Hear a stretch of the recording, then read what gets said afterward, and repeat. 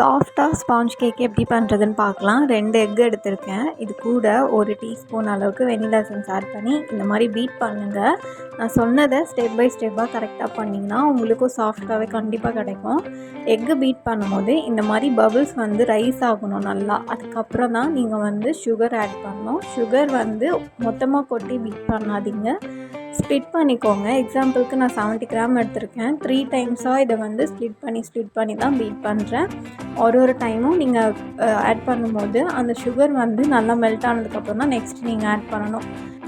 Sugar add பண்ணதுக்கப்புறம் again ஒரு 2 மினிட்ஸ்க்கு பீட் பண்ணுங்கள். ஸ்பீட் நீங்கள் 3 to 4 கூட வரைக்கும் வச்சு பீட் பண்ணலாம். பீட் பண்ணிவிட்டு நல்லா அந்த திக்னஸ் எப்படி இருக்குதுன்னு நம்ம செக் பண்ணிவிட்டு அப்புறம் தான் நம்ம மைதாலாம் ஆட் பண்ணணும். இந்த மாதிரி நான் காட்டியிருக்கேன் இல்லையா, இதே மாதிரி பீட் பண்ணிவிடுங்க. இது எப்படி நம்ம செக் பண்ணணும்னா, நான் எடுத்து காட்டியிருக்கேன் பார்த்தீங்களா, இந்த மாதிரி வேகமாக விழக்கூடாது. நம்ம பீட் பண்ணதுக்கப்புறம் அது ரொம்ப ஸ்லோவாகவும் இல்லாமல் ஃபாஸ்ட்டாகவும் இல்லாமல் இந்த மாதிரி கரெக்டான கன்சிஸ்டன்சியில் வந்தால் நம்ம நல்லா பீட் பண்ணியிருக்கோன்னு அர்த்தம். இப்போ நம்ம இந்த ஸ்டேஜில் 1 டேபிள் ஸ்பூன் அளவுக்கு குக்கிங் ஆயில் ஆட் பண்ணி ஒரு 2 to 3 டைம்ஸ் பீட் பண்ணி எடுத்துக்கோங்க. ரொம்ப நேரம் பண்ணிங்கன்னா ஓவர் பீட் ஆகிடும். ஸோ கரெக்டான டைமில் பீட் பண்ணி எடுத்துடணும். இப்போ பார்த்தீங்களா, கரெக்டான கன்சிஸ்டன்சியில் வந்துடுச்சு. இப்போது நான் 1/2 கப் அளவுக்கு மைதா ஆட் பண்ணிக்கிறேன்.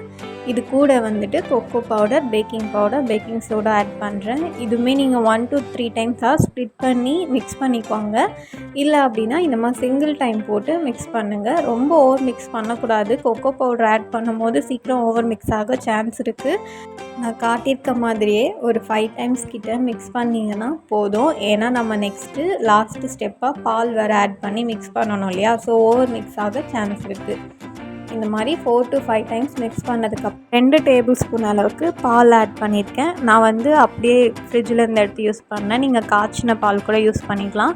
நீங்கள் 3 நாள் 4 நாள் ஸ்டோர் பண்ண போகிறீங்கன்னா காய்ச்சின பால் யூஸ் பண்ணுங்கள். அன்றைக்கே யூஸ் பண்ண போகிறீங்க அப்படின்ற போது சில்லுன்னு இருக்க பால் யூஸ் பண்ணிக்கலாம். நான் அதுவும் மிக்ஸ் பண்ணிட்டேன்.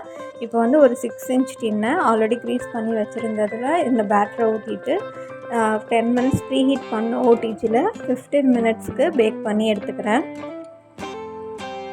15 மினிட்ஸ் வச்சாலும் உங்களுக்கு பேக் ஆகிடுச்சா இல்லையா அப்படின்னு தெரியலன்னா ஒரு 5 to 10 மினிட்ஸ்க்கு அப்புறம் எடுத்து லைட்டாக இந்த மாதிரி ஸ்கியூவர் வச்சு அதில் விட்டு பார்த்தீங்கன்னா உங்கள் கையில் எதுவும் ஒட்டலை அப்படின்னா அது பேக் ஆகிடுச்சுன்னு அர்த்தம். எனக்கு கரெக்டாக 15 மினிட்ஸ் ஆச்சு. இப்போ பார்த்திங்கன்னா தெரியும் எவ்வளோ சாஃப்டாக வந்திருக்குன்னு. இதை நம்ம நெக்ஸ்ட்டு ஐசிங் பண்ணி ஃப்ராஸ்டிங் பண்ணிக்கலாம். கீழே கொஞ்சம் க்ரீம் ப்ளேஸ் பண்ணிவிட்டு ஃபஸ்ட்டு லேயர் வச்சு சுகர் சிரப் போட்டிருக்கேன். அது எப்படி பண்ணேன்னு இந்த வீடியோவில் அப்படியே கண்டினியூவாக பாருங்கள். செகண்ட் லேயர் வச்சுட்டு சுகர் சிரப்பும் ஆட் பண்ணிவிட்டு நான் மேலே க்ரீம் ஆட் பண்ணி அதை நல்லா ஸ்ப்ரெட் பண்ணிக்கிறேன். ஸ்ப்ரெட் பண்ணும்போது ஸ்பேச்சுலா டைட்டாக வச்சு மூவ் பண்ணுங்கள். அப்போ தான் அந்த கேக் கீழே க்ரீமும் கேக்கும் ஒன்றா ஒட்டாது உங்களுக்கு.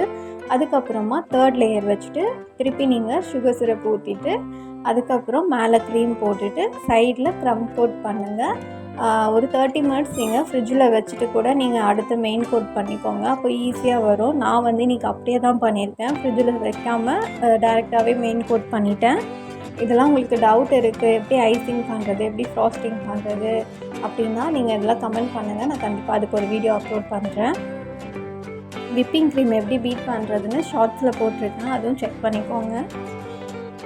ஃபைனலாக ஒரு ஸ்க்ரப்பர் வச்சு இந்த மாதிரி நீட்டாக நீங்கள் பண்ணிட்டீங்கன்னா பார்க்க நல்லா அழகாக இருக்கும்.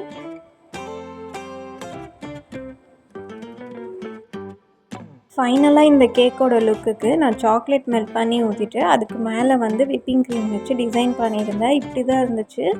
கண்டிப்பாக இது உங்களுக்கு யூஸ்ஃபுல்லாக இருக்கும் நம்புகிறேன். Thank you so much.